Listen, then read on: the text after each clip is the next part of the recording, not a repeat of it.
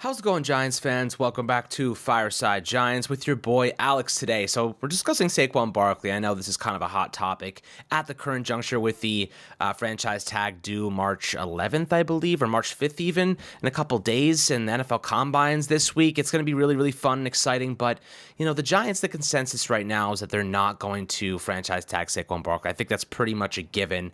Barkley does not want to be tagged. He wants a long-term extension. He wants guaranteed money, and the truth is the Giants are contemplating that entire situation and saying to themselves, well, do we want to give guaranteed money to a running back? Do we want to give guaranteed money to Saquon Barkley? And, I think a lot of you would agree with me in saying that Barkley is not just a running back. He's a leader. He has lots of intangible traits that bring a lot of value to the Giants, where, the team has been falling apart at times and he's kept us in line. With Tommy DeVito starting last year and Saquon Barkley hyping him up and giving him some confidence.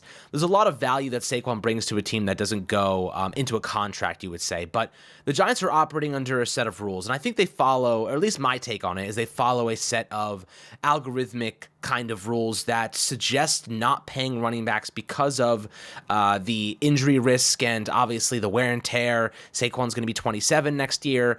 Eventually, he's going to start hitting a wall. I think most of us would agree he's lost a little bit of a step after all the injuries. He's not the Barkley that we got back a couple of years ago. Was it 2018? I don't know, 5 years ago. At this point, it feels like it was yesterday, but it's been such a pretty tough time being a Giants fan lately. But, where can you allocate that money a bit further? Now, we know that the salary cap increased quite substantially a couple days ago, and the NFL announced they were raising the cap to $255 million. Now, the estimated cap space was about $242 to $245 million. So the Giants end up with $32 million, just a tad over $32 million in available salary space this offseason. So, of course, agents and players will be adjusting their asking prices because of the increasing cap space. And Saquon Barkley now becomes a little bit more of a likelihood than before, but still not probable. Now, I think that the allocation of resources this offseason should go as follows.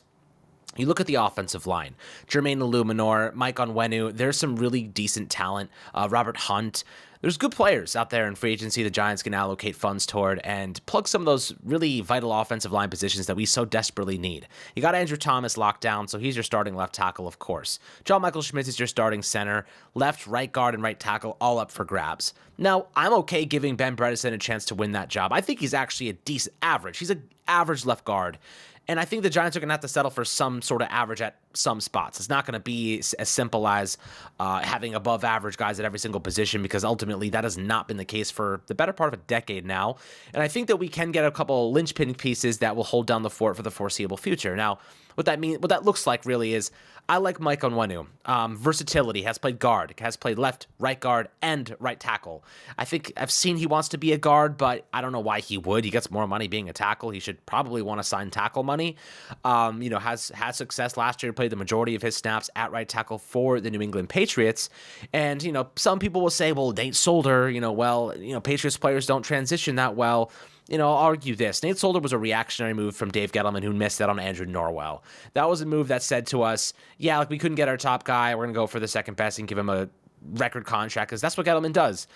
He makes rash decisions, dumb decisions, and ends up putting us in a really bad spot financially for years to come. Fortunately, Joe Shane has cleaned up our salary space quite nicely. A lot of that money is gone. We're only paying a couple of contracts, that we had to push back. Obviously, the Gettleman deal for Leonard Williams, we had to restructure that multiple times just to open up a little bit of money to stay relatively competitive. So we have to pay him $10 million in dead money this upcoming season. But the truth is, the Giants have a good opportunity right now to say to themselves, well, let's go and fix right tackle first and foremost. The two tackle spots are definitely the most important. So if you fix right tackle with a free agent signing, you have your left tackle, you have your center, you move Evan Neal inside, you can work with your guards, you can work with the talent there. Maybe you spend a third round or a second round pick on an offensive guard, depending on if you have those picks. If they decide to trade up, there's a lot of rumors coming out right now. The Giants could be looking to move up to the first overall selection via the Chicago Bears. We don't know how real that is. We'll discuss it tomorrow, Anthony and I. The latest report suggesting that it could happen. The third overall pick's always up for grabs as well with the New England Patriots. We'll see what they do. But, rumors are saying the Giants love Caleb Williams. And if they have a chance to make a move, and here's the argument I'll provide, just a quick little segue, because I can't help myself, as you guys know, going down this rabbit hole. But some people would say, well, we're mortgaging the future. We're setting ourselves back 4 or 5 years by trading away multiple first-round picks and getting a quarterback. Guys, where are we setting ourselves back to? You're assuming we're going to take steps forward here. We're already one of the worst teams in football. You think we're going to get better over the next couple of years without an elite quarterback? I don't think so. So you have to assume that the trend that we've been seeing over the last 5-6 seasons will stay true, that we're not going to get significantly better out of nowhere unless you get that primary passer who's going to overturn the franchise and really put you in a good spot. We're not setting ourselves back. We're already back. Where are we going to go from here? We don't know unless we get a better quarterback. So that's the argument I would say for in favor of moving up to try to get a quarterback, especially one like a Caleb Williams. Not everyone loves Caleb Williams. I get that. Whatever quarterback you want, going to get the one that you prefer, obviously could be franchise changing. CJ Stroud did it last year. We've seen these guys, some people point to the Panthers. The Giants roster, by the way, is a lot better than the Panthers roster. It's not get it twisted. We got, a linchpin left tackle, one of the best defenders in football, and a lot of young pieces. I want to see Wan'Dale Robinson develop. We got Bobby Okereke. I want to retain Xavier McKinney. There's so much to happen. That's almost going to happen over the next couple months here that will really redefine the direction this team is going long term. And with that being said, Saquon Barkley's role in that could be there. He could have a chance to have a role here. So, the maximum I'm willing to go is this.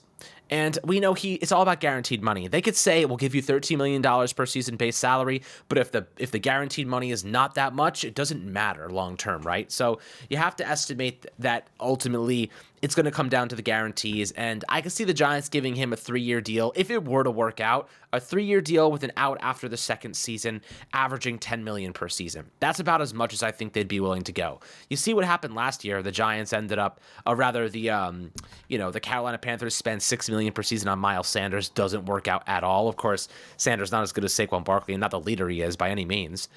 So I think, a 3-year, $30 million deal with an out after the second season. Honestly, I think that might be the best he gets. Maybe with some incentives built in. If he leads the league in rushing, or if he, cracks 15 touchdowns, or if he, they make a playoff game, or he plays a certain amount of games, he gets incentives built into it. So maybe that's something the Giants could consider doing to make him happy. But I don't think many teams are giving him top dollar right now.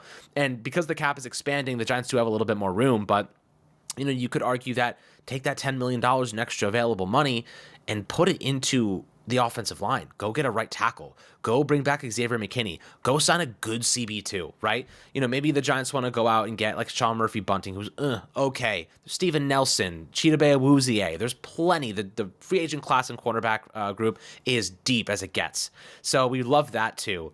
But, I'll ask you this for you in the YouTube comment section. You give me your take.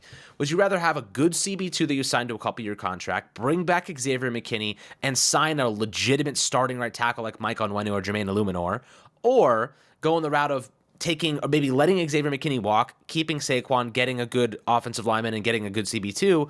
Or would you say, would you rather get a cheap knockoff CB2, keep Saquon, bring back McKinney, and then settle for a little bit of a cheaper option, like an Illuminor will probably be a little bit cheaper. It's 29 compared to Onwenu, who's 26, and maybe go that route. It's more so puzzle pieces here. So you can always move on or move the majority of the cap space for any of these players into the second season. But with that being said, the Giants will have cap space next year for sure. But if they end up moving up in the draft and getting a quarterback, or even staying put and getting a quarterback, you never know, they can cut Daniel Jones and open up a maximum of $30 million next offseason, and they can restructure the contracts of Andrew Thomas and Dexter Lawrence and open up a maximum of $25 million. So, think about it this way. If the Giants restructure those contracts this offseason and they can maximize, let's say next offseason, we'll count all that cap space to next year, they can open up a maximum of like $25, $30, $55 million plus additional salary they're already going to have of players expiring. You're talking about $70+ million, my friends. That's before draft picks or, signing players. So, the idea here is, the Giants can supplement the loss of first-round picks if they end up trading up with the salary they're going to open up from Daniel Jones' contract long-term, and you're not paying a first-round pick. So $6 million plus $30 million, you do the math, almost $40 million that you have opened up. You could supplement a first-round pick or two with that type of money. Theoretically speaking, I'm kind of using that as a hypothetical, but I think it makes sense if you look at the logic behind it. You can sign CeeDee Lamb. You could sign Justin Jefferson for 5 seasons, plus another piece at $7-8 million for the cost for what you're going to save by cutting Daniel Jones and restructuring those contracts. Sounds like a pretty decent deal if you ask me. I think the Giants know this, though. It's going to be about maximizing that window and picking the right player. They need to be careful. Saquon could be a really nice piece to have in this offense for a rookie quarterback. And I think that's an equation I'd like to throw out there. If you're going to go out and get a quarterback like Caleb Williams or a Drake May or a Jaden Daniels, think about the impact a player like Saquon can have on a quarterback like that. Take some pressure off of him, give him confidence, give him an outlet, be a guy that knows New York and introduce him to the right circles, the right people, the right situations. Don't let him go down that bad path that some players tend to go down. Saquon's really good in that, kind of a family man. He has a lot of family here. You love him for those reasons. Kind of keeps everybody in line and keeps them all, doing the right thing. I think that's kind of like a security guard in a way. I like that about him as a leader. So maybe you bring him back for that reason. McKinney's another guy that, aside from the ATV accident, he's not doing anything crazy, not going clubbing like crazy. I think that these guys have a pretty good heads on their shoulders for the most part, so I do respect them for that. But a young quarterback like Caleb Williams coming from LA, that's you never know. Those guys sometimes can be hard to manage, and he has pictures on the wall of himself. He's definitely a little bit egotistical, but to be a great quarterback, you kind of have to be. So I don't really hold it against him too much, but looking at the long term, Saquon's benefits to this team are palpable. You look at the on-the-field production, you look at the intangible traits as a leader. He certainly is a good person to have on any club, and I think the Giants would be smart to consider retaining him. However, if it means sacrificing a position like investing in the offensive line or bringing back McKinney, maybe you don't. So always happy to hear your thoughts below in the YouTube comments section. As always, my friends, make sure to like and subscribe, and we'll catch you guys on the next Fireside Giants episode.